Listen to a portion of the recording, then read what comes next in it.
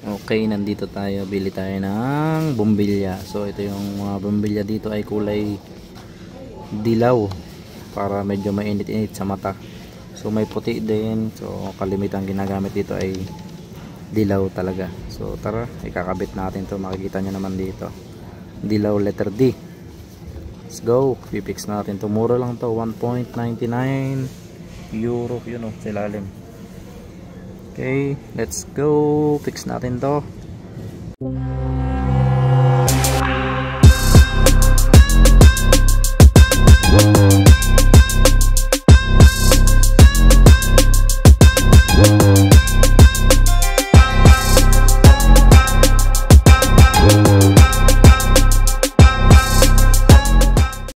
Hello po sa inyong lahat, magandang araw po. So may bago na naman tayong content. So ito ay napakasimpleng content. So ito ay dapat alam ng para hindi na tayo tumawag ng electrician. So meron tayo ditong ilaw, hindi siya gumagana. So ito yung kanyang wire pupunta doon.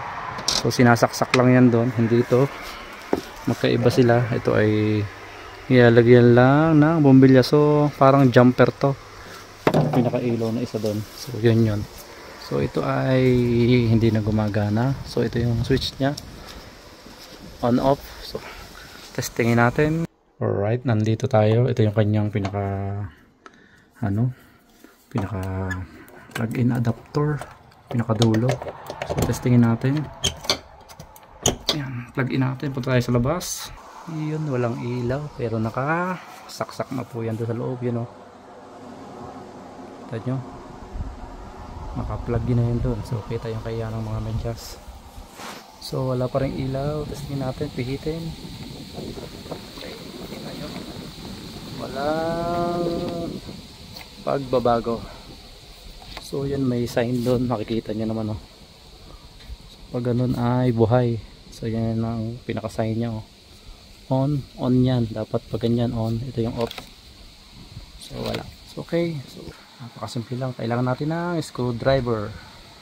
Okay, so dalawa lang kailangan natin. Ito, screwdriver and hagdanan. Kailangan natin hagdanan para sa safe tayo. So yan, makikita nyo bilog na bilog yung ating bubog, pinaka ulo. Yan, ilayo natin yung camera. So hindi matatanggal siya nang hindi tinatanggal itong screw and itong kanyang pinaka ulo.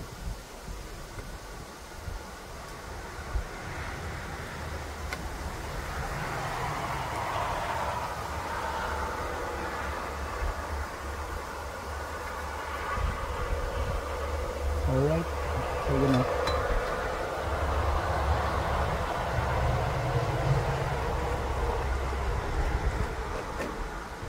Alright, yun, babaklasin natin yung kanyang kasi short na po yung kanyang board dito. So ida-direct na lang natin para gumana yung ating ilaw.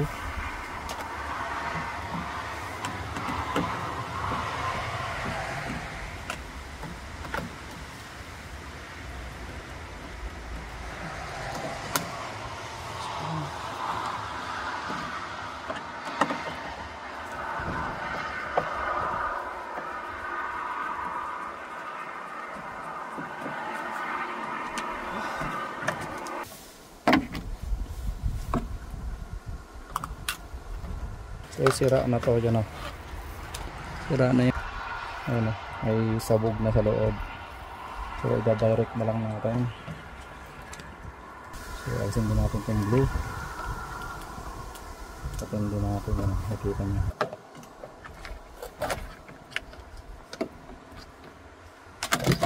Right. Yung ating done. Yun, tinanggal na natin. Yan, tinanggal na natin. So ibabalik natin mamaya sa nakapwit na, kinat na natin to. I-re-rect na lang natin. May damage na yung loob nya. So ida-direct na lang natin, okay? Okay, kailangan malabas natin itong blue na wire na to at saka itong brown doon sa ibabaw. So alam niyo kung bakit? Para makonect natin yung blue sa blue and yung brown sa black. Yun yung po yung kanyang connection. So itong blue na to at saka itong brown na to, ito yung galing sa motherboard. So ilalabas natin dito sa ibabaw. Yan, itong dalawa na to, ilabas natin doon sa ibabaw niya. Yan, sikwatin natin. Medyo maliit yung butas. Wala tayong clip dito para maiangat. So alam nyo kung bakit po pinipilit na i-repair to kaysa itapon po, gaya sabi ng mga binibilang ko ng ano, bili lang daw bago kasi napakamahal po, kulang-kulang 100 euro o magkano din yon, mahal din po nun, sa mga 7,000 yung 500. So alam nyo din kung bakit po pinipilit i-repair to, para dito ko itago yung wire sa loob at saka yung connection ng bumbilya ay dapat nakatago po, kasi pag winter po dito ay kapag nag-ice na po ay baka makuryente pag mahawakan or matabunan yung wire na nakakalat lang dito sa wall. Dapat po ang mga ilaw ay ganito, nakatago po sa mga ganitong may mga case, para hindi po makuryente or kapag napadaan kayo o makapitan nyo ay para safe po. Kasi nga po minsan umuulan dito, tapos kapag winter na sobrang lamig, so para ano tayo safe. Yan, ilahin natin to, hatakin natin pa banda dito sa ating connection ng blue at saka black, para doon natin i-connect yung blue sa blue and brown sa sa black. So medyo mahirap maliit kasi yung butas. Yan, ito yung connection galing sa wire. Yun, malapit na. Yan, makukuha na natin, lumabas na yung dulo. So konti na lang, konting sundot na lang, lalabas natin, mamaya natin nilinisan, ang dumi. So ito, yan, nandito na. Yan, nalabas na natin yung dalawang wire, malapit na idugtong natin. So yun, natanggal na natin. So dadirect natin yan doon sa loob. Yan, dadirect natin. So itim na to at saka ito ay pagsasamahin natin. So itim at brown pagsasamahin natin. So itong blue ay dito yan. So dapat siguraduhin natin na nandito yon. Okay, dalawa. Yung kabila ay siguraduhin natin na kulay brown. Alright, yung itim. So wala tayong tulos dito. So, hindi naman yan masusunog, guys. Safe naman po yan. Nirekta lang natin. Okay. So yan, pagsasamahin natin yung ating brown and yung itim. So ito po ay hindi na gumagana. So pinutulan natin yan. Yan may tama yung part sa loob. So hindi na ito gumagana. So dahil sa katagalan at sa gawa yata ng ulan. Okay, hindi na po ito kasali. So rekta lang ginawa natin. So balutan natin ng tape yan para hindi po mabasa. Okay, mahirap na. Lagyan natin ng temporary tape at bibili tayo ng tape sa araw sa bayan. So yun, yung itim at saka brown magkasama po yan para hindi natin temporary natin tape natin. And yung isa lagyan din natin tape. Yung ating yan, lagyan pa natin ng tape yan.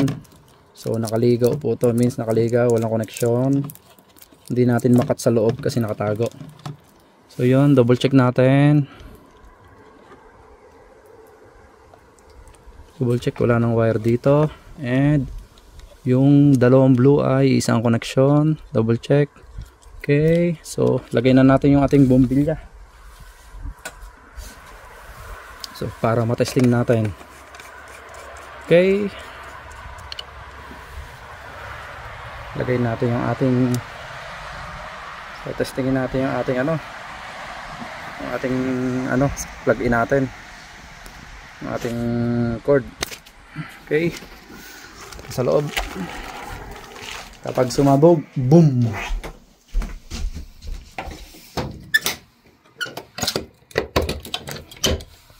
Okay, ayun testingin natin. Alright, so yan, nakarekta po yan. So direct yung ginawa natin na ilaw. Okay, naka-direct po yan. So testingin pa natin isang bumbilya. So dalawa yung binili natin. So, patayin ulit natin. So walang switch yan, gagawa na lang natin dito ng switch. Ito, yan. So ito ay dating gawa na ng may-ari. Lalagyan na lang natin ng switch.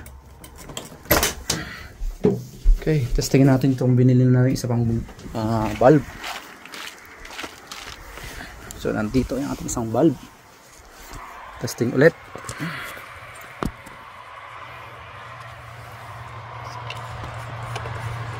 So tingnan natin kung alin malakas umilaw sa kanilang dalawa. Okay, wait lang guys. So makikita nyo yung wire natin, nakatali lang yan. Okay, tara. Testing ulit natin kung alin ang maganda sa dalawa.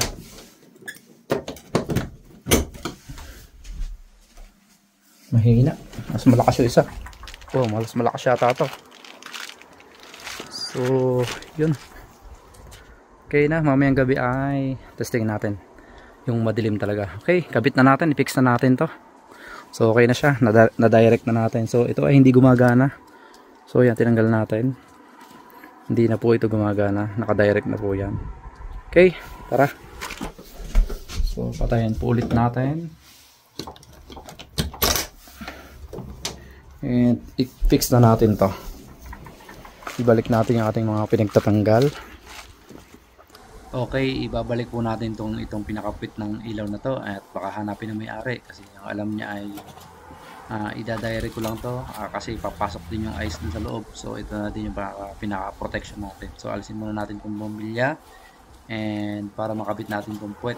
Ito yung puwet na to, ito yung protection para hindi pumasok yung ice.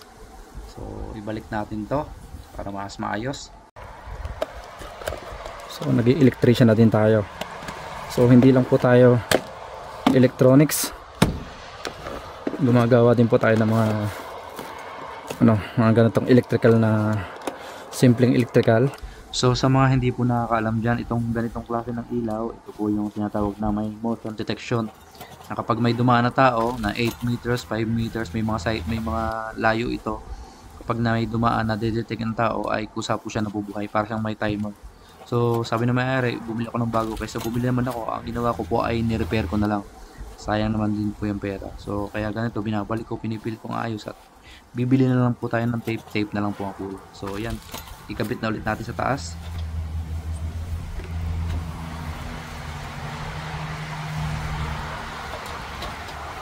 Alright, ikabit po natin po ngayon ating mga pinagpatanggal na to. Yan, siguraduhin natin na makapasok ng ayos yung mga wire kung magkakabit tayo para walang nakaligaw, baka mabasa or snow. So delikado po, makukuryente sigurado. So kaya ito yung purpose ng cover na to. Yan, ito yung valve case na to, ito yung maganda sa kanya. Okay, kabit natin. So kailangan na nating bilisan at muulan na po at nababasa na tayo, dumalamig na. Negative 5 na po ngayon pero wala pang snow, pero pumapatak na konti. So kailangan bilisan natin para mamayang gabi tetestingin natin to kung gaano kaliwanag ang ating ginawa. Masakit na din yung ating kamay kasi hindi tayo nag gloves, hindi ko makita yung gloves ko na trabaho ko dito sa labas. Alright, kuha na natin yung bumbilya at ating pupunasan para mailagay na natin kasi nabasa siya. Alright, tapos na po tayo. Okay, ito na, last na, install natin. Lagyan natin ng bumbilya.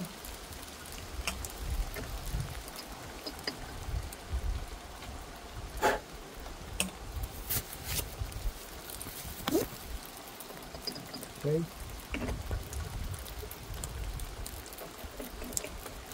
Alright, bumbilya dyan. Itong bilog na to. So, nababasa na po yung mic natin. Sigurado pa wala naman yung boses natin dito sa ating vlog. Pasensya na kayo.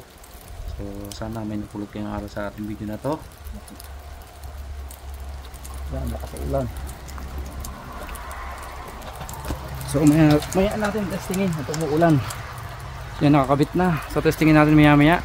So, guys, ang dilim na. Testingin na natin yung ating ilaw ngayon.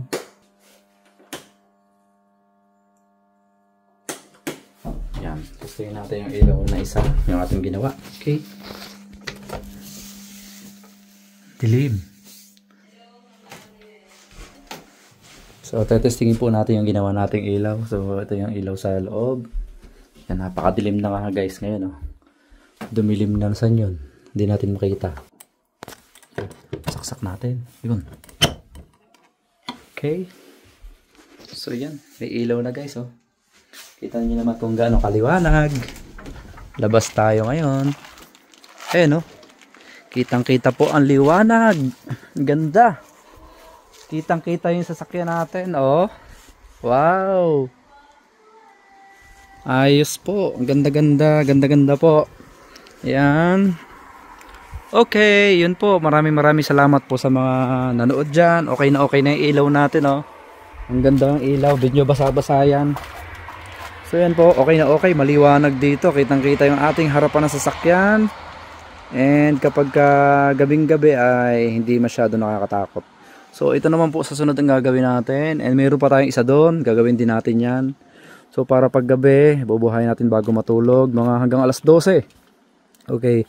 Ayun po, maraming salamat po sa mga nanood dyan. And okay na okay po yung ginawa nating ilaw. Maliwanag na po sa ating kapaligiran. Yan, oh. Kita nyo naman, napakaliwanag. Oh. Maliwanag, naka-zoom out yung kanina. Ngayon, zoom in natin ginawa para mas maliwanag. Oh. Yan, kitang-kita ang ating harapan. So, sa mga lalapit-lapit dyan ay makikita natin ang mga lalapit na masasamang hayop. Okay, so dito na tayo pa. Mamaya na natin yan papatayin at parating si Ate Amor ngayon. Yun oh, ang ganda ng ilaw natin oh. So yan po, maraming salamat. Magpapaalam na po sa inyo lahat. Sa lahat po nanonood, maraming salamat po. And see you po sa next vlog. Sa lahat po ng team na dumaan dito at nanood ngayon, maraming salamat. And God bless you all. Shout out sa Team Mayor. Love you all Team Mayor. And sa lahat ng team na nandito, lalo na ang Team Mokya. Salamat po sa inyo lahat. And God bless you. See you sa next vlog. Paalam, bye bye. Yahoo! Thank you.